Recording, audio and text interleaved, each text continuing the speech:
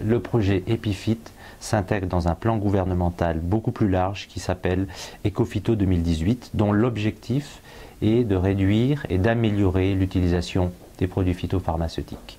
Ce sont des enjeux environnementaux, puisqu'on sait que ces produits peuvent être nuisibles auprès de l'environnement. Ce sont aussi des enjeux de santé publique, puisque à forte dose, ils peuvent aussi nuire à la santé des consommateurs. Et ils représentent aussi un enjeu économique, puisque c'est un coût pour les agriculteurs et un usage raisonné est une réduction de ces coûts.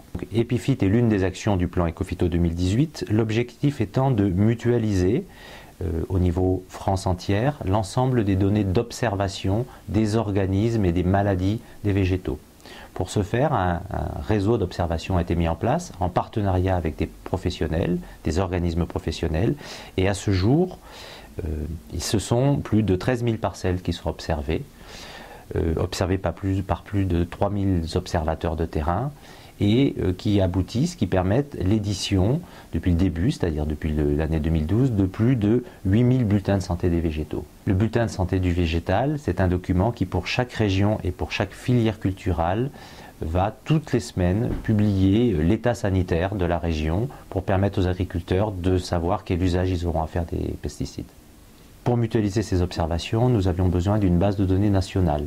Par contre, les observateurs ne saisissent pas directement dans cette base de données nationale, ils saisissent dans leur propre système d'information et nous avons besoin de mutualiser les informations en provenance de ces systèmes d'information. Aujourd'hui, on a plus de 10 systèmes d'information différents sur le territoire français en fonction des filières culturelles qui sont suivies.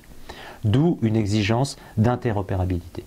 Cette interopérabilité s'appuie sur deux piliers importants. D'abord, le partage de référentiels. Et donc, nous avons beaucoup travaillé avec l'association AgroEDI pour mettre en point des référentiels communs à l'ensemble des systèmes d'information et des référentiels qui permettraient cette interopérabilité sur le contenu des données qui allaient être échangées. Deuxième pilier d'interopérabilité, un message standardisé. Et pour ce faire, nous avons utilisé le message AgroOps développé dans le cadre de l'UNCFACT.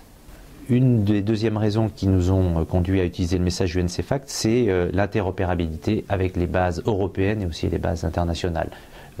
Il était évident qu'en adoptant ce message-là, ça allait très naturellement nous ouvrir ce que nous demande de plus en plus la Commission sur tous nos systèmes, c'est de la communication d'informations et donc assurer cette interopérabilité à moindre frais et de façon très facile.